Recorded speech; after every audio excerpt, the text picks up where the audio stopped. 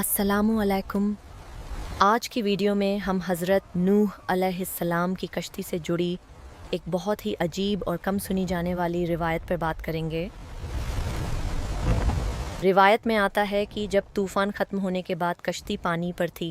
सोचिए, पानी का समंदर, दुनिया गर्क, और उस समंदर के ऊपर कश्ती की कुल 3 अलग अलग मंजिलें थीं। नीचे वाली मंजिल में चौपाए और हर तरह के जंगली जानवर रखे गए थे।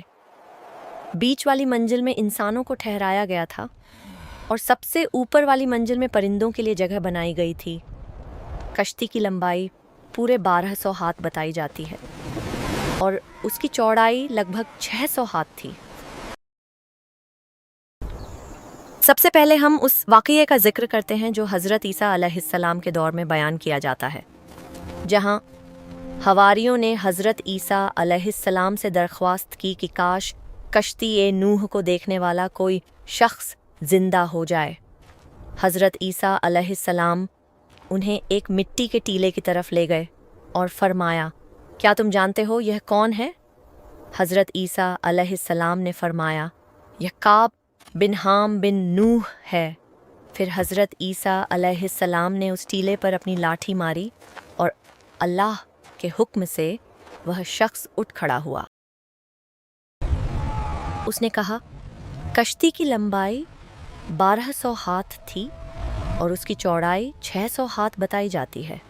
फिर उसने एक और रिवायत बयान की कि जब कश्ती के अंदर जानवरों की गलाजत बहुत ज़्यादा जमा हो गई, फिर उसने कहा, और जब चूहे कश्ती की लकड़ी को कुतरने लगे, नूह अलैहिस्सलाम ने एक कौवा भेजा। कौवा उड़कर चला गया और जहां उसने एक लाश देखी वह वहां रुक गया।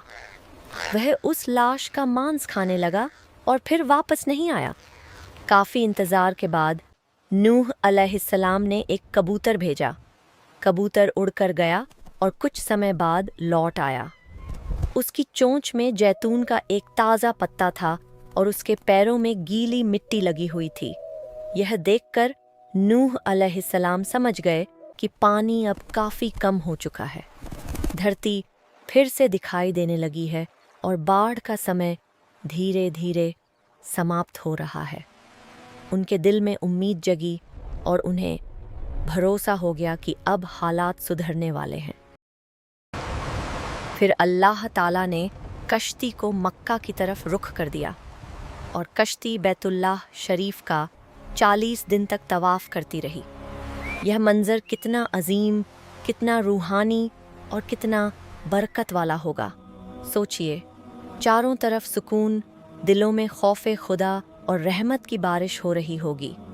कश्ती अल्लाह के घर के चारों ओर घूम रही है, जैसे बंदा अपने रब के आगे झुककर उसकी हम्द और तस्बीह कर रहा हो। ऐसा नज़ारा देखकर इंसान का दिल खुद ब खुद झुक जाए और आंखों से आंसू निकल पड़े। और कश्ती ने बैतुल्लाह शरीफ का 40 दिन तक तवाफ़ किया। यह बात बहुत से लोगों को हैरान कर देती है। आखिर यह कैसे मुमकिन हुआ और इसके पीछे क्या हिकमत थी? यही सवाल दिल में उठता है। इस वीडियो में हम इसी रिवायत को तफसील के साथ समझेंगे। हम देखेंगे कि इस वाक़ये का मतलब क्या है और इससे हमें क्या सीख मिलती है।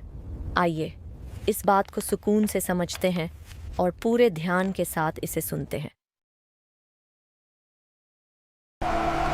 फिर अल्लाह ताला ने कश्ती को जूदी पहाड़ की तरफ मोड़ दिया और कश्ती जाकर वहीं ठहर गई।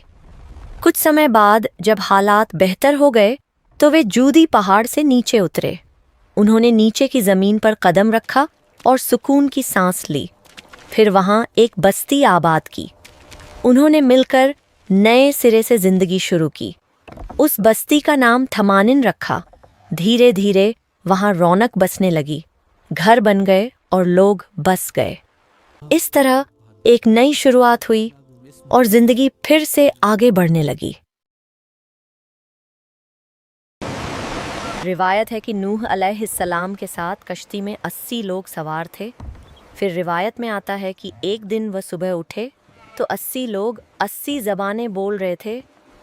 وہ ایک دوسرے کی بات سمجھ نہیں پا رہے تھے اور نوح علیہ السلام ان کی ترجمانی کر رہے تھے۔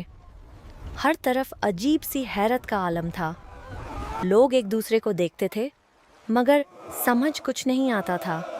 وہ منظر بڑا غور طلب اور حیرت سے بھرا ہوا تھا۔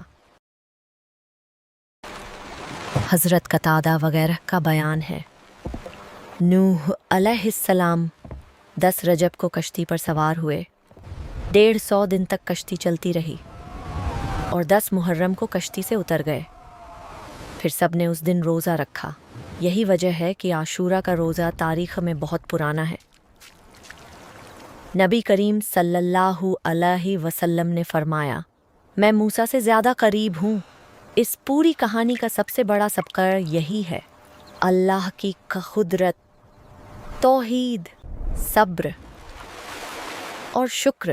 اللہ ہمیں حق کو سمجھنے کی توفیق دے، آمین۔ یہی باتیں انسان کو سچی راہ دکھاتی ہیں اور دل کو یقین سے بھر دیتی ہیں۔